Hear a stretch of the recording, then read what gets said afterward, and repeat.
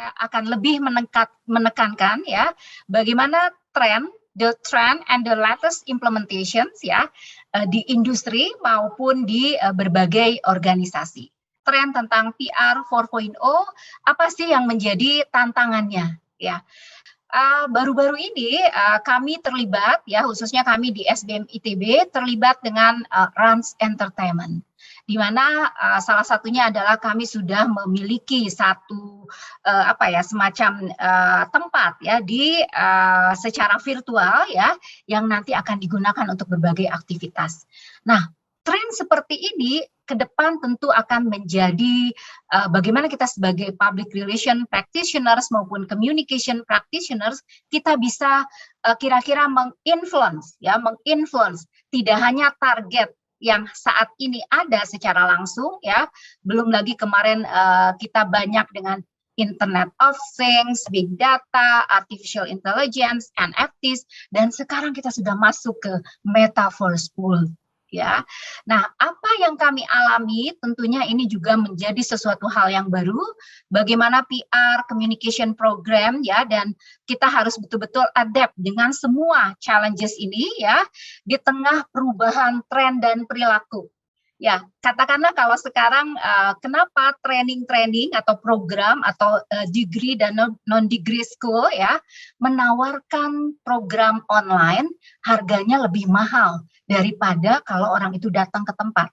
Ya, ini tren yang terjadi di dunia. Ya, jadi ada pergeseran dari tren dan behavior, tentu orang memilih lebih, gak apa-apa dia bayar lebih mahal, tapi dia bisa belajar dimanapun. Nah, ini tentu terkait juga dengan upaya dari praktisi PR maupun communication ya, yang kita tentu banyak bersinggungan juga dengan data, information, ya, access to information, termasuk copyright. Ya, jadi Bapak Ibu jangan heran kalau ternyata loh kok campaign kita ini ternyata sama dengan orang lain, atau ada pihak-pihak yang kemudian mengcopy dan modify apa yang sudah kita sampaikan. Nah, disinilah ya yang ingin tentu praktisi itu harus terus ya diasah ya, harus terus diimplementasikan terkait ethical issues ya. Nah, saya akan langsung masuk ke the 5 trends. Ini kebetulan dari hasil yang kajian kami ya di ITB yang juga sudah dimuat di beberapa publikasi internasional yang bereputasi ya. Artinya ini adalah hasil riset yang kredibel ya. The 5 trends in public relations. Saya mungkin akan menekankan di 3 hal yang di atas ya tentang empati. Ya, nah Bapak Ibu nanti di belakang ada sebuah visual yang menunjukkan sebenarnya konten atau campaign apa sih yang membuat orang lebih engage, yang membuat orang mendorong reputasi kita, ya. Jadi salah satunya adalah tren saat ini yang lebih banyak perusahaan-perusahaan itu emphasize ya, menekankan tentang bagaimana perilaku perusahaan yang menunjukkan social empathy, ya, authenticity, ada social value, dan juga termasuk ketika kita mengemas program-program CSR yang di dalamnya itu harus betul-betul dijaga genuine-nya ya, ketulusannya. Saya mungkin ambil contoh ya, di tahun 2019 sampai 2021 kami ada kajian untuk memetakan ya tentang siapa perusahaan-perusahaan mana saja yang menyumbangkan CSR-nya terkait COVID ya, berapa banyak yang disumbangkan, apakah dia orang pertama atau perusahaan pertama yang menyumbang atau followers.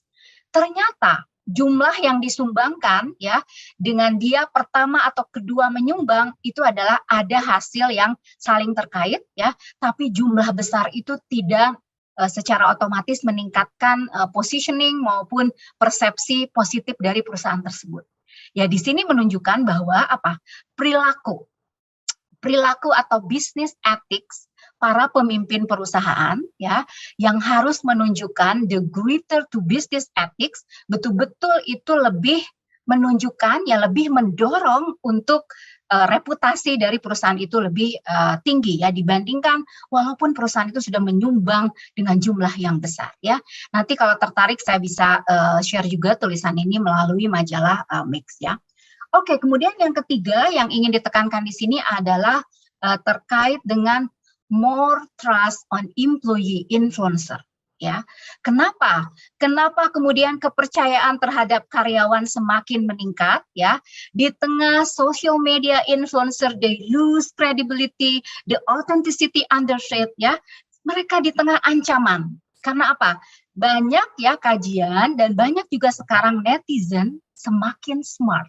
Mereka melihat, oh, social media influencer, mereka lack of sincerity, lack of transparency, lack of truthfulness. Jadi di sini kesempatan untuk perusahaan-perusahaan yang hadir saat ini, ya, kita perlu mencoba, ya, karena apa? Karena orang di luar sana, people trust 77%, ya, orang seperti kita, a person like we are. Ya, a regular person, kita lebih memiliki tingkat kepercayaan di dalam masyarakat dibandingkan to politician, atlet, selebgram, selebritis, ya, dan semuanya itu.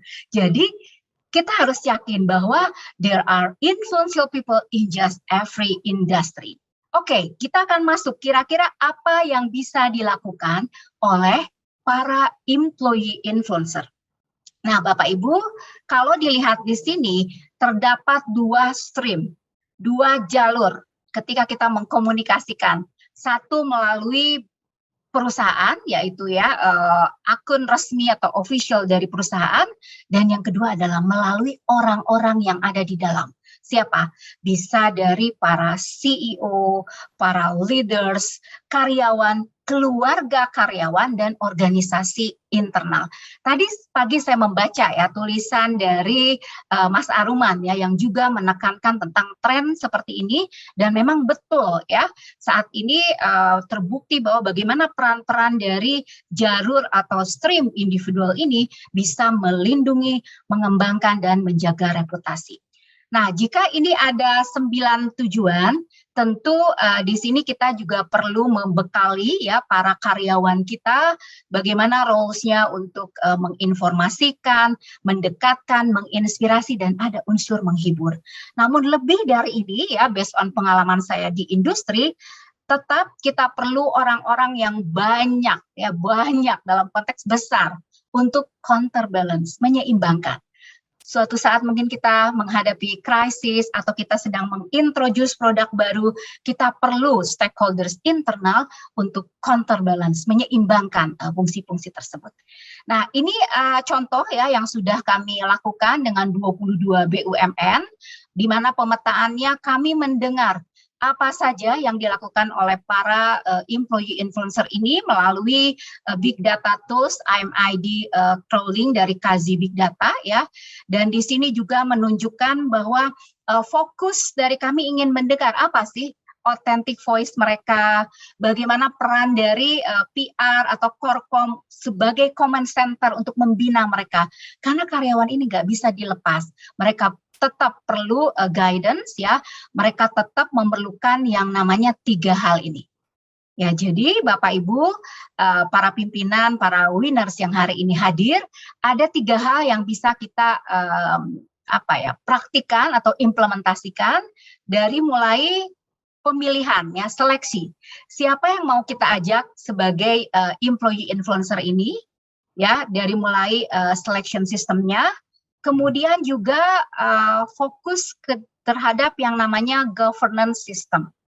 Ya, jadi perlu perusahaan ya, Korkom ataupun public relation ya, memiliki governance system untuk menentukan dan memberi mereka panduan apa-apa saja ya SOP-nya, do and don'ts-nya, sehingga mereka lebih jelas. Dan yang terakhir ya, perusahaan juga perlu memberikan lebih, yaitu terkait dengan support ya, support atau dukungan, dan di sini tidak melulu terkait dengan uang ya, karena ini harus tetap dijaga authenticity supportnya. Ada hal lain yang bisa kita berikan kepada mereka ya, apa yang bisa kita berikan seperti opportunity untuk akses ke eksekutif ya, mereka bisa bertemu dengan menteri, bisa bertemu dengan CEO, dengan board of directors, walaupun posisi dari karyawan ini jauh di pelosok di kantor cabang, tapi mereka memiliki akses itu, dan itu lebih berarti daripada uang yang diberikan. ya.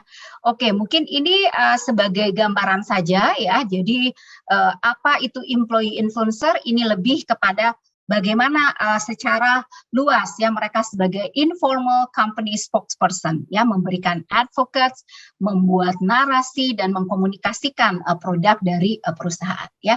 Oke, ini untuk measurement-nya Bapak Ibu ya. Measurement-nya tentu kita harus memiliki campaign management activation ya tadi di sistem di selection-nya.